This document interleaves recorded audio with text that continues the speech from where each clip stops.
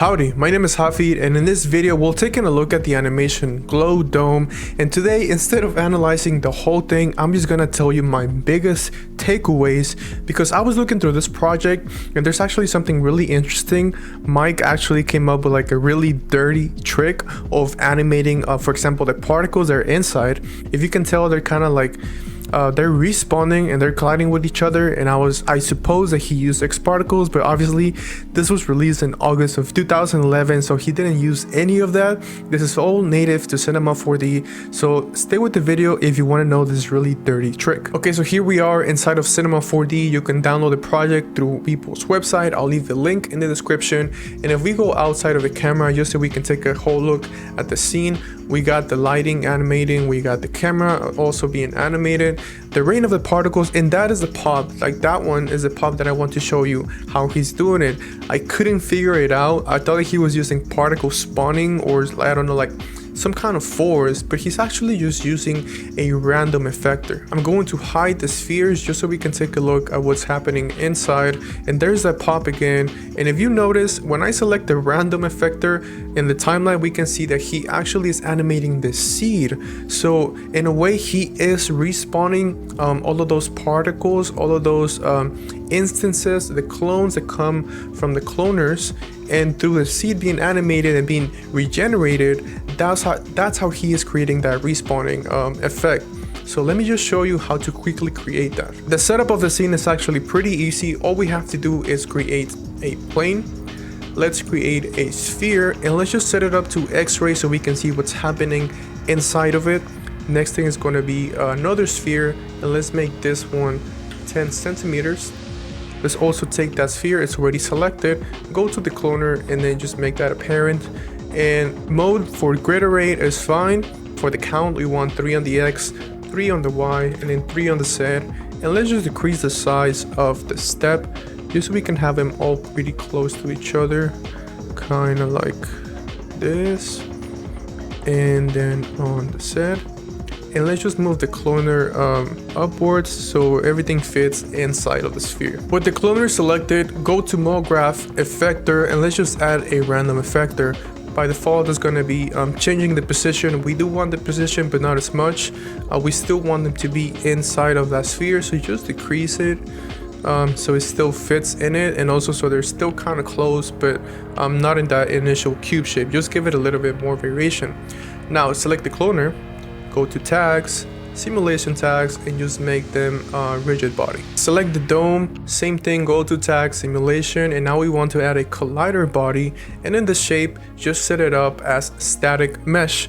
Now you just simply take that same tag, control and duplicate it on the plane just so we can play it, and everything is just going to react to the ground, to the sphere, and the clones inside of it are going to start moving. Okay, so we have some initial interaction because all of our clones are close together, and we added a simulation tag to basically tell them, hey, interact with each other. And so whenever they spawn, that's when they push each other just because they're too close. So now we're going to start playing around with the random effector, and the only thing that we have to do is go to the effector tag, and we're going to actually just animate the seed. So let's go back to the beginning. I'm going to create a keyframe on the seed, play it out a couple seconds, and then just change the seed. You can either go up or down, it doesn't matter. Change the seed, click again on the keyframe, go again, and then just do that throughout the whole animation. As many as you want. It doesn't matter how close or far apart from each other are. Just to do this until you know, as much as you like. Once you have all of your keyframes created, if you play the animation, nothing is going to happen because we still have to create a step interpolation. It's basically just going to create a quick change curve on the seed animation that we have created. So just right click on the seed, go to animation, show the F curve, and then just select all of the points, which is Control A. And instead of using the spline interpolation, we're going to use the step interpolation. And the very last thing before anything works, because if I play it, it's not going to work, go to the random effector, and then on the parameters, select the scale and just change the scale to like a 0.9 is good.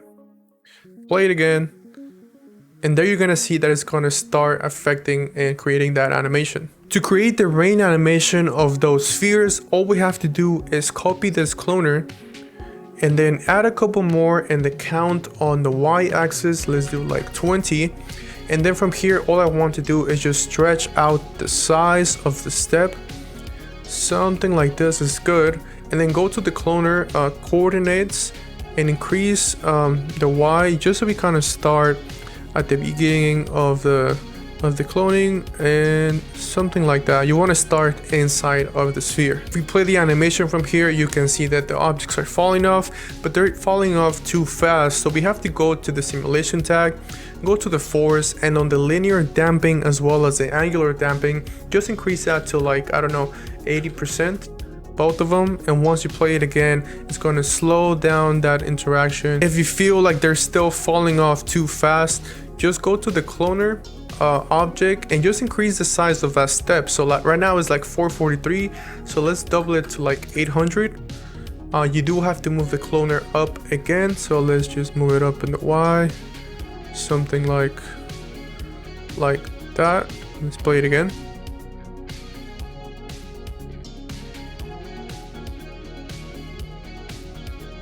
And from here, you can start tweaking everything else. Like if the plane is too small and your objects are falling, you just make it bigger, restart the simulation. You want to decrease or increase that linear dampening even more. Let's push it to like 90%. According to what you need. In this instance, the rain, like the objects of the rain are like increasingly like spreading apart. You probably don't want that sometimes, so all you have to do is go to the cloner itself again, go to the object tab, and if you take a look at one of the clones, they're pretty close to each other, and at the beginning we do want that interaction where they push each other, but in this one we actually don't want that as much. So just increase it on the X, on the Y, just so they don't start too close and they like don't explode. So once we go back to our rain to see how it looks, they're mostly gonna land pretty straight to each other and not like consistently start expanding, something like that. But now from here it's up to you to like just play around and just get the look that you want. Okay, so that is the dirty trick of this animation. The secret sauce comes down to animating the seed, which is just going to generate a new version of the clones. And this is combined with the rigid bodies simulation tag, and it's basically forcing those new clones to interact with each other. If I was to do this, honestly, I would think he's doing it with like a turbulence force or even with X particles, I don't know, with like an X spawn modifier, but no, this is a really simple, really dirty trick that you can use. Obviously you can spawn any object, it doesn't have to be spheres, and I'm not gonna lie, this is actually pretty clever, but probably he discovered it by mistake. But hey, this is what came up from my analysis. This was like the biggest thing that I couldn't understand. Go ahead and use this trick on all of your animations, or if you want to take a look at Beeply's project, I'll leave it down in the description. But this is everything for this video. My name is Hafid, and I'll see you on the next video.